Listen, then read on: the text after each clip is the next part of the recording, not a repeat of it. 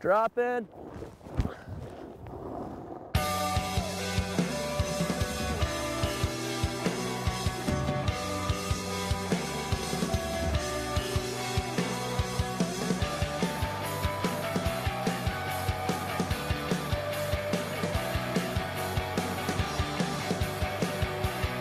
The orange oval designates freestyle terrain, such as parks and pipes.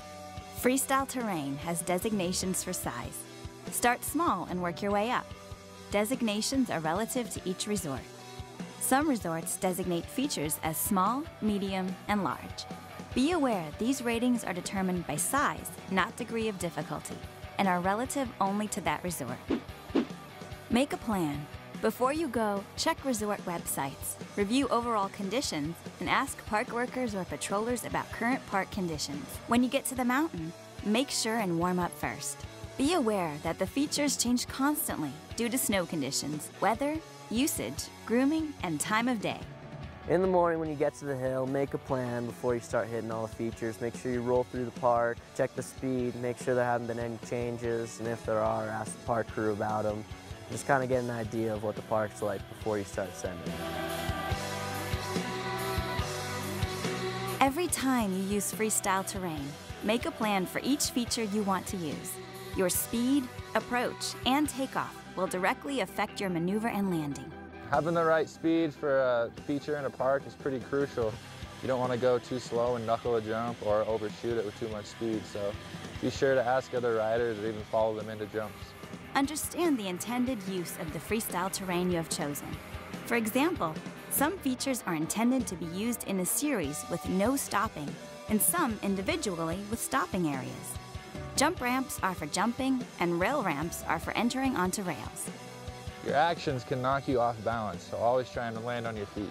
And remember, inverted aerials are not recommended. Check with your resort to understand their policies on inverted aerials. Look before you leap.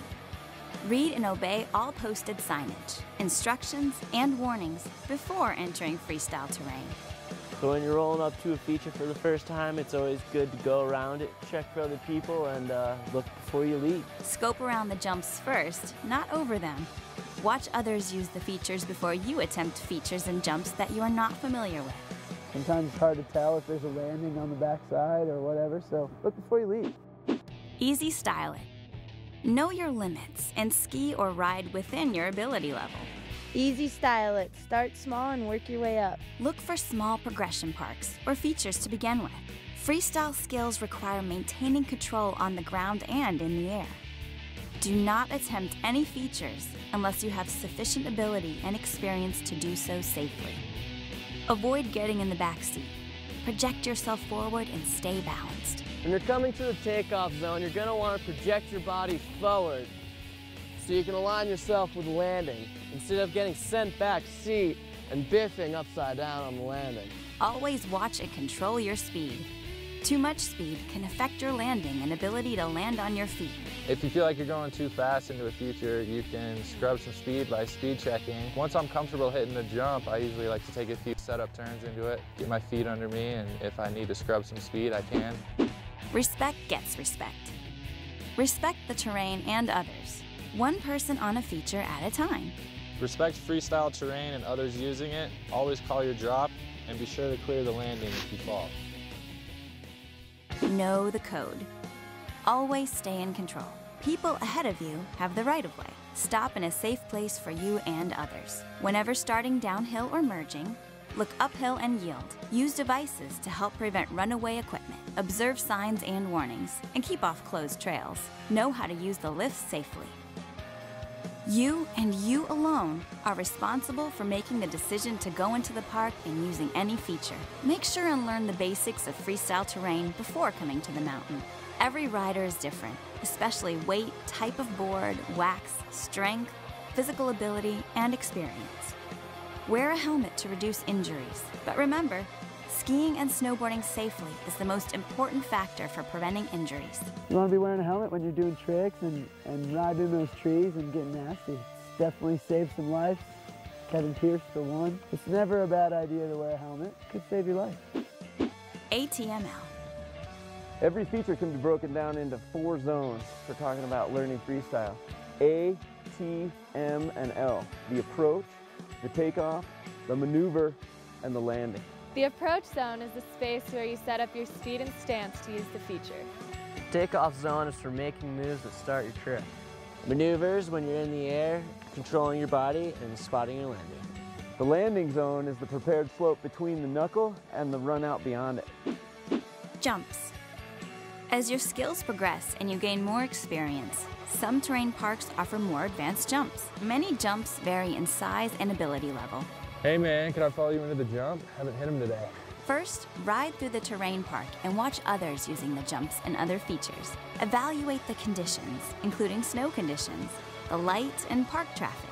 Learn and understand where to land. Even if you land in or near the sweet spot, you can still injure yourself when landing a jump if you're out of balance and you don't land on your feet. Make sure when you use a jump that you don't jump blindly. Make sure the landing zone is clear. Hey, somebody's down on the landing, don't go. It is important to maintain your balance and control, particularly at the moment in time right before you take off for your jump. For more information on park safety and to download the SmartStyle video, go to the nsaa.org and burton.com/smartstyle.